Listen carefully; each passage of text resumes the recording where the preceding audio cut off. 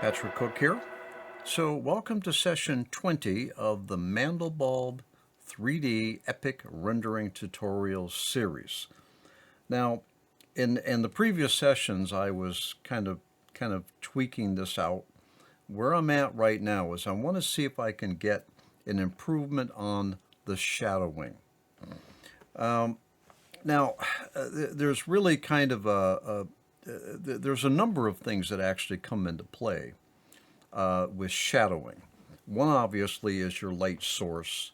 The other would be your ambient light, the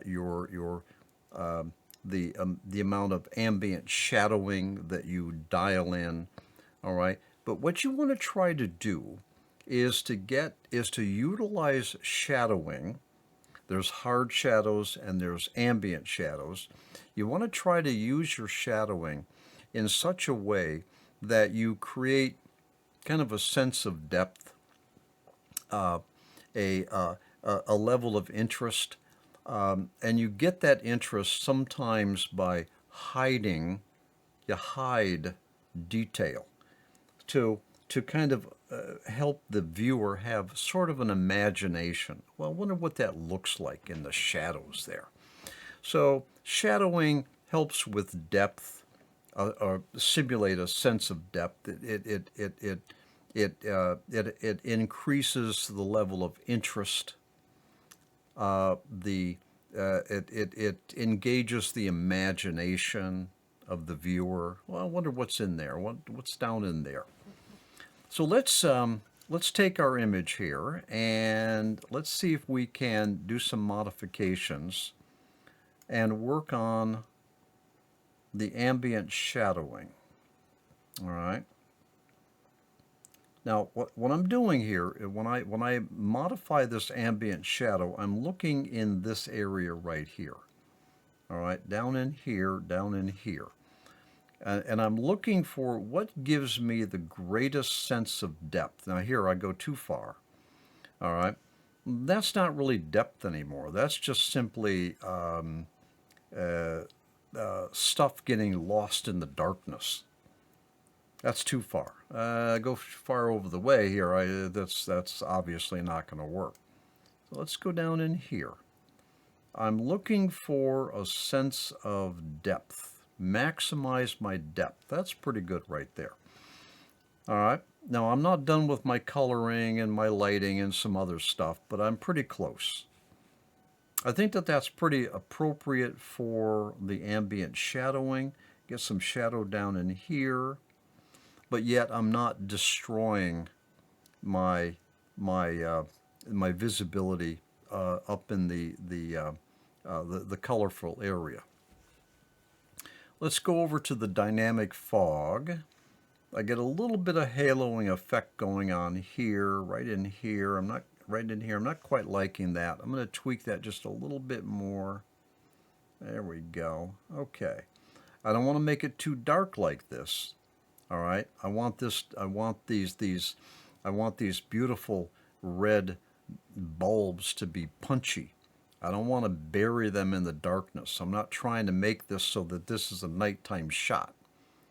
All right, so I'm going to use my dynamic fog, all right, to kind of illuminate things, but yet keep things sort of hidden or sort of dimmed out, but not too much. All right, I think that looks pretty good, okay? Now, let me turn my attention over to some coloring. But first of all, I'm going to save this. I'm going to save this as a V4. All right. And I'm also going to push everything to the clipboard and Control A, clear everything. Control V to paste it all in there. So now I got a quick revert. Let's turn our attention to coloring. Okay, so I want this red to be a little bit more punchy. I'm going to come over to the object. I'm going to work with the specular highlighting first. All right, I like that. You see, when you're dealing with an organic, you don't really have a whole lot of specular reflections. organic life tends to absorb light. So I don't want to go too far on the specular. All right. I want to kind of work with the gamma a little bit here to get a better contrast. All right. All right, now let's go over to the coloring.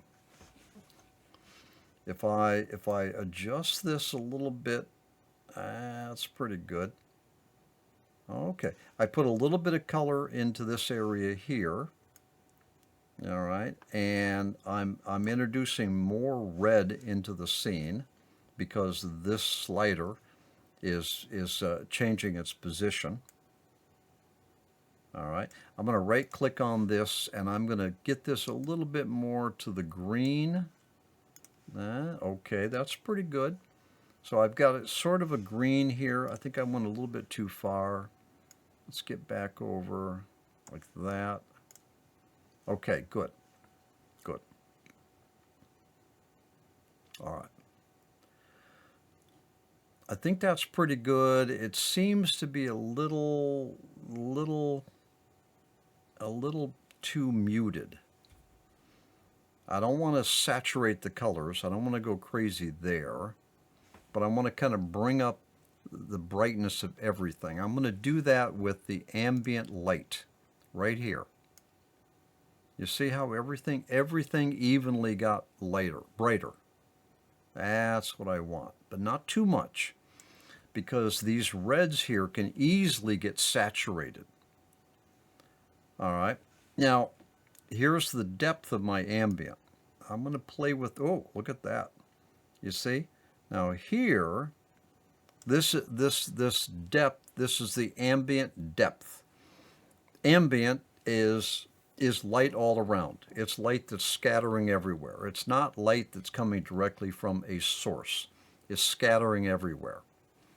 By modifying the depth of the ambient, I have accentuated the feeling of depth by these other objects which now appear to be further out. But that's a little bit too far out. I want to go just, there we go. You see just a tiny little adjustment right there. Now they're darkened enough to say, look, they're out there. I've got a darkened area in here. All right. But I still want a little bit more overall lighting. So I'm going to get back up to my ambient and I'm going to crank up the ambient a little bit so everything is more illuminated now. So I'm liking that. I well, yeah, okay, this is, okay. I'm going to get back down to my color here. And I'm going to kind of tune that down. Okay, that's pretty good, actually. I like that. I don't want to mess around with the red. The red is already to the point where it might be a little bit much. Matter of fact, I think it is. I'm going to come up here and, yeah, okay. I'm going to tune this red down a bit, just a tiny little bit here, because I don't want that red to be gaudy. And it's a little bit gaudy. Here we can kind of really get in here. You see, it's just a little bit too gaudy. I can see that the specular is just a little bit too much. Let's get back over here. Let's knock this specular down. There we go. All right, the red is oversaturated. It's too much. I'm going to try moving.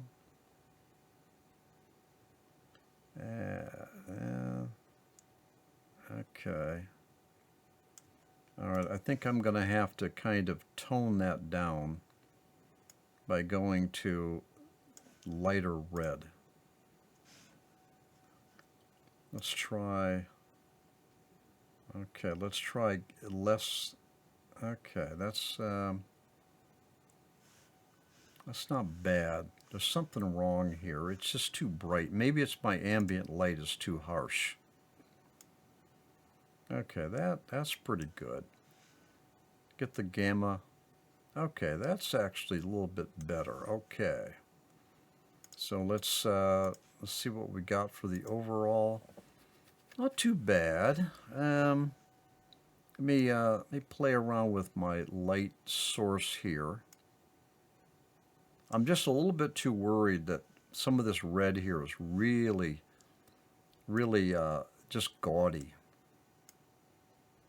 But anyway, that's not bad right there. Okay. Okay. So let's end this session right here. And I'm going to do a save. I'm going to save this. I'm going to call it V5. And I'm kind of liking what we have here. I can work with this. I don't need this anymore. I'm going to save it to the clipboard. Get my notepad here. All right, Control A, delete, Control V. Okay. All right, let's end this session. When we come back, let's see if we've got enough here to proceed with a big render. Okay. All right, I'll see you in the next session.